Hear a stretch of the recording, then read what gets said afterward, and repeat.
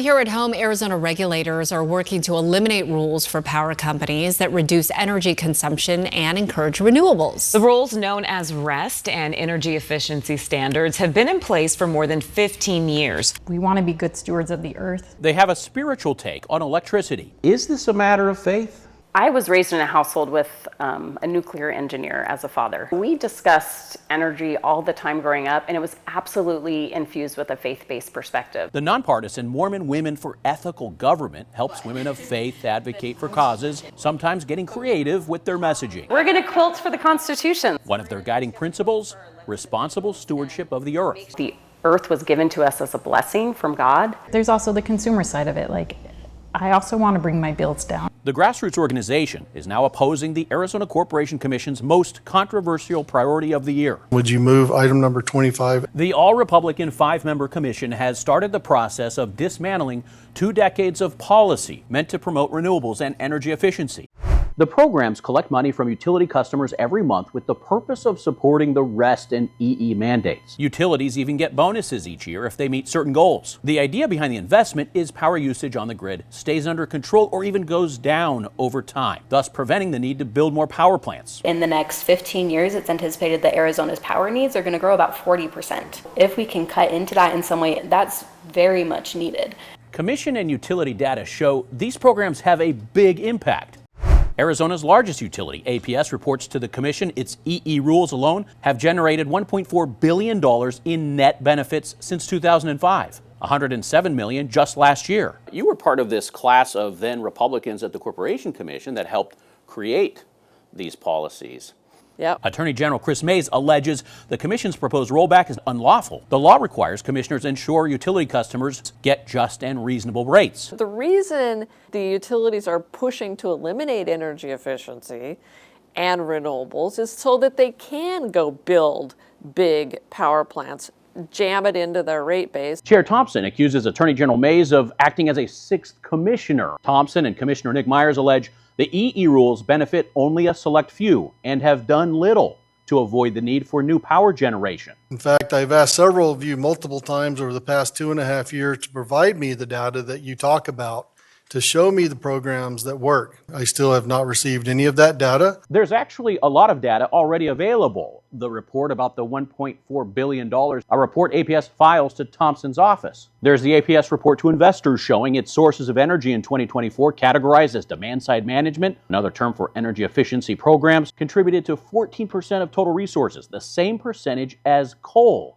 And take a look at customer-sited renewables and utility-scales renewables. These are related to the REST rules. They account for another 19%. Together, that's more than a third of the pie. And this may be the most telling evidence of all. What's actually shocked us. We asked APS to tell us how its EE program, since its inception, has reduced peak demand.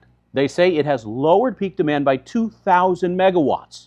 Another Arizona utility, TEP in southern Arizona, says its EE program costs provided net benefits of $652 million to TEP customers. And, quote, they also benefit all customers by reducing strain on TEP's energy grid and the need to invest in new resources. We have asked Thompson and Myers to defend their claims and answer our questions. They have declined. An argument that Chair Thompson is making is the energy efficiency rules benefit only a select few. It's totally false. He just completely misunderstands, doesn't understand energy efficiency. Number one, the utilities have low-income energy efficiency programs. Number two, energy efficiency benefits everybody because it lowers rates for everybody. The utilities don't have to build big power plants. Just what has been the overall impact on the grid? Take a look at the average household use of power over the past 25 years for APS. This was the trend before the efficiency and renewable standards and REST. This was after the blue bars. It doesn't tell the entire story, but it would make a strong case for supporters of REST and EE mandates. Thompson did acknowledge this graph during a September hearing. We can all look at the graph showing average energy consumption since 2007. But those who want to put those gains solely on the back of this commission's EE mandates are mistaken.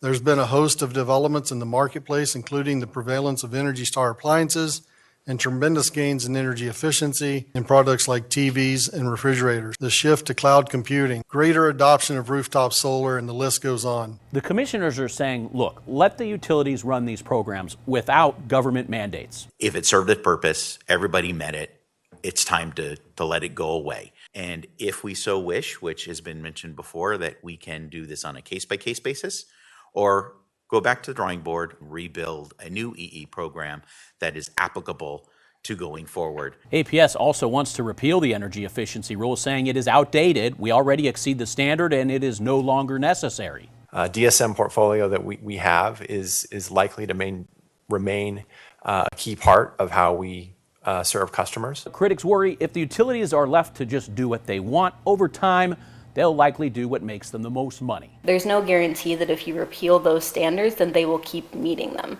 Let's look at some of the standards that maybe that haven't been working and let's make some adjustments. There seems to be a distrust of utilities to invest in DSM and EE programs if we don't force them to invest. Why not trust the utilities? I think about with my own children, if they had a standard at school, you know, if you want to get an A, this is where it's at. Once they got that A, the teacher wouldn't walk away and say, you know what, we're just going to trust that you're going to do your best and make that A standard from here on out. There will be opportunities for the public to comment about both repeals in November and early December. Joe Dana, 12 News.